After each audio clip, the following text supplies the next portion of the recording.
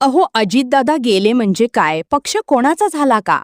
परंतु काही मोठे नेते मात्र असं समजत होते की हा पक्ष आता आमचाच, आम्हीच या पक्षाचे मालक. अहो, पण मालकीन म्हणजे सुनेत्राताई पवार आहेत ना, आणि त्यांनीच आता दिला मोठा धणका. मोठ्या नेत्यांची डायरेक्ट हाकलपट्टी. होय, या क्षणाची संपूर्ण महाराष्ट्राला धडकी भरवणारी सर्वात मोठी आणि महत्वाची बातमी येते. अहो, आपले अजितदादा पवार हे पक्षाचं खंबीर नेतृत्व होतं.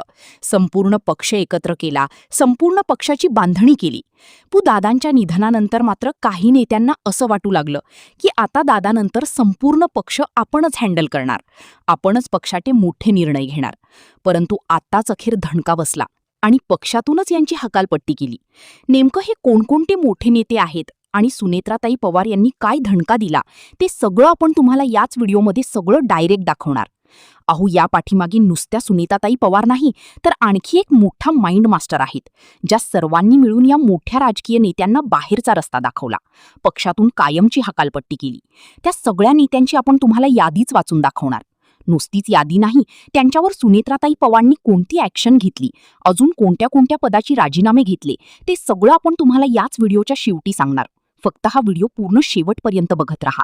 अजिबात अर्धवट व्हिडिओ सोडून कुठेही जायचं नाही. आणि या मोठ्या आणि महत्त्वाच्या राजकीय बातमीसाठी आत्ताच व्हिडिओला एक लाईक करा. लगेच एक लाईक झालाच पाहिजे. तसेच अशाच मोठ्या आणि महत्त्वाच्या राजकीय बातम्यांसाठी आपल्या चॅनलला आत्ताच सबस्क्राईब करा. लगेच सबस्क्राईब केलंच पाहिजे. अहो, सुनीताताई पवार म्हणजे नवीन व्यक्ती असं काहींना वाटू लागलं होतं. राजकारणाचा जास्त अनुभव नाही यांच्याकडे. अनुभवी लोक जरी असली तरी नेतृत्व मात्र ताईंनीच करावं असं सगळ्यांचं मत. परंतु पक्षातील काही लोकांचं असं मत होतं, त्यांची अशी सगळी रणनीती होती की आपणच आता या पक्षाला सांभाळायचं, आपणच पक्षाचे सगळे निर्णय घ्यायचे, आपणच पक्षाला आता पुढे न्यायचं, आपणच ठरवायचं की कोणाला पक्षात ठेवायचं, कोणाला पक्षातून काढून टाकायचं, कोणाला कोणता पद द्यायचं. हे सगळे मोठे निर्णय दादांच्या पक्षातील काही मोठ्या नेत्यांकडे यावेत, असं काही अजितदादांच्या पक्षातील मोठ्या राजकीय नेत्यांचा डाव होता. पण अखेर सगळी गेम फिरली आणि या मोठ्या नेत्यांची डायरेक्ट पक्षातून हकालपट्टीच केली. सुनेत्राताई पवारांनी हा मोठा निर्णय घेतला आणि राज्यभरातून एकच कौतुक होऊ लागलं. राज्यातील जो कार्यकर्ता आहे तळागाळातला, तो सुद्धा या निर्णयानंतर आनंदी झाला.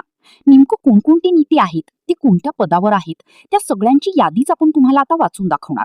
त्यांच्यावर कशी रडायची वेळ आली ती सुद्धा तुम्हाला आता लगेच सांगणार. फक्त हा व्हिडिओ पूर्ण शेवटपर्यंत बघत चला. अहो, माग पत्रकार परिषद झाली. त्या पत्रकार परिषदेमध्ये कोणी सुनेत्राताईंना बोलू देत नव्हतं, तर कोण काय करीत होता याची संपूर्ण महाराष्ट्रभर चर्चा झाली. त्या पत्रकार परिषदेनंतर राज्यातील जनता म्हणू लागली की काही मोठ्या राजकीय नेत्यांना लगेच पक्षातून हाकला, यांना लगेच काढून टाका. त्यावेळी असा कोणताही निर्णय घेण्यात आला नाही. परंतु अखेर सीमा ओलांडली आणि एकच निर्णय झाला की या मोठ्या नेत्यांना डायरेक्ट पक्षातून काढून टाका, यांचे डायरेक्ट राजीनामे घ्या. आणि मग काय, सगळी सूत्र फिरवण्यात आली, सगळी गेम फिरवली आणि दादांच्या पक्षातील काही मोठ्या नेत्यांना, काही मोठ्या मंत्र्यांना, काही मोठ्या आमदारांना डायरेक्ट बाहेरचा रस्ता दाखवला. अहो, अजितदादा जरी नसली तरी एक माइंड मास्टर अजूनही आहेत, आणि ते म्हणजे पवारसाहेब. पवारसाहेबांचा अजून राजकारणातील मोठा धबधबा, राजकारणातील किंगमेकर, राजकारणातील बादशहा अशी पवारसाहेबांची ओळख. पवारसाहेबांची इच्छा होती आणि अजित पवारांची सुद्धा इच्छा होती की दोन्ही राष्ट्रवादीचे गट एकत्र यावे. परंतु दादांच्या पक्षातील काही नेत्यांना दोन्ही पक्ष एकत्र यावे असं मान्य नव्हतं. दादा असतानाच त्यांनी वेगवेगळ्या पवारसाहेबांच्या पक्षातील नेत्यांची भेट घेतली होती, बैठका झाल्या होत्या आणि निर्णय झाला होता की लवकरच दोन्ही पक्षाचं विलगीकरण करायचं आणि पवारसाहेबांच्या नेतृत्वामध्ये परत पुन्हा दादांनी काम करायचं. दादांचं स्वप्न होतं की मला मुख्यमंत्री व्हायचं, आणि ते स्वप्न 100% पवारसाहेब पूर्ण करणार होती. त्यासाठी दोन्ही राष्ट्रवादी पक्षाचा एकत्र येणं गरजेचं होतं आणि अजित पवारांनी त्यासंदर्भात सर्व नियोजन केलेलं होतं, सर्व बैठकीत ठरलेलं होतं. कोणाला कोणता पद द्यायचं, कोणाला केंद्रात पाठवायचं, कोणाला राज्यात मोठी जबाबदारी द्यायची, याची सगळी रणनीती आखण्यात आलेली होती. परंतु दुर्दैवाने आपल्या दादांचं निधन झालं आणि हा सगळा डाव मोडण्यात आला, सगळं नियोजन हुकलं. तरी सुद्धा काही नेत्यांनी मात्र प्रयत्न केला की दोन्ही गट एकत्र यावे. परंतु दादांच्या पक्षातील काही नेत्यांना डायरेक्ट जाहीर विरोध दिसला. त्यांना दोन्ही एकत्र पक्ष यावे असं कधीही वाटत नाही. पवार साहेबांच्या नेतृत्वात परत पुन्हा त्यांना काम करण्याची इच्छा नाही. अहो, परंतु पवार साहेब म्हणजे गावाखेड्यातील विश्वासातील माणूस. पवार साहेब म्हणजे तळागाळातील कार्यकर्त्याचा विश्वास. पवार साहेब म्हणजे राजकारणातील नवीन दिशा. पवार साहेब म्हणजे सगळं राजकारण बदलून टाकणार इतकं मोठं खंबीर.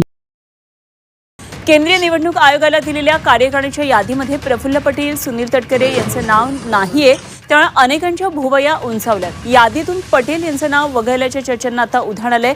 राष्ट्रवादी काँग्रेसच्या नवीन राष्ट्रीय कार्यकारिणीची यादी सध्या सोशल मीडियावर व्हायरल होतीये. मात्र या नवीन राष्ट्रीय कार्यकारिणीच्या यादीमध्ये एक तांत्रिक चूक झाल्याचं उपमुख्यमंत्री सुनेत्रा पवार यांनी एक्सवर पोस्ट करत स्पष्ट केलं. यादीतल्या चुका तांत्रिक आणि क्लेरिकल आहेत, त्या लवकरच सुधारल्या जातील असं सुनेत्रा पवार यांनी सांगितलंय. शेजारी राष्ट्रवादीचं कार्यालय शेजारी प्रमुख नेते आहेत आपण. मला कसं विचारतो? सुनेत्रा वहिनीला विचारा, पार्थ पवारांना विचारा.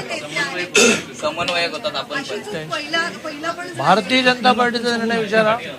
आज कुठलाही पार्टीचा ऑफिस बेअरर नाही, मंत्री आहे, तरी मला माहिती असतं, कारण आमची एक कोर कमिटी आहे. मी सांगेन. आता सुनेत्रा वहिनींनी पार्थने आणि जयने प्रफुल्ल पटेलांना इन्व्हॉल्व तुम्ही विचारलंय तर मी आज तुम्ही विचारलंय तर मी पण विचारून घेतो.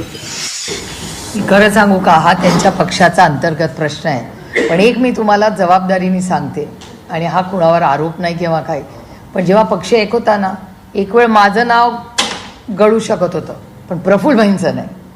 म्हणजे आदरणीय पवार साहेबांच्या नावानंतर एक नाव त्या पक्षाने होतं की ते प्रफुल्लभाईंचं असायचं. त्याच्यानंतर दादा, भुजबळ साहेब, सुनील तटकरेजी, आर आबा वगैरे, जयंतराव वगैरे सगळे आम्ही असायचो. पण म्हणजे हे मी वास्तव तुम्हाला सांगते की म्हणजे शेवटी तो त्यांचा पक्षाचा अंतर्गत प्रश्न आहे. टायपो एरर आहे, नाही आहे, कुणाची चूक आहे, मला ह्याच्यात पडायचं नाही की मी दुसऱ्याच्या घरात कशाला बघू. प्रफुल्ल पटेल मीच अजित पवारांबरोबर वेगळं होऊन पार्टी केली आणि दिल्लीमध्ये त्यांनी मोर्चा सांभाळला. माझ्या जिल्ह्याचे आहेत ते, त्यामुळे मी आता आमचं राजकीय नेतृत्व कसं आहे सगळ्या राज्याला आणि देशाला माहिती आहे. पण मला असं वाटतं की त्यांना कार्यकर्त्यातून बाहेर काढणं, त्यांचा अपमान करणं. आजही मी ऐकतोय की ते आसामच्या मुख्यमंत्र्याच्या शपथविधीत गेले, ते यांच्याबरोबर नाही वेगळे गेलेत.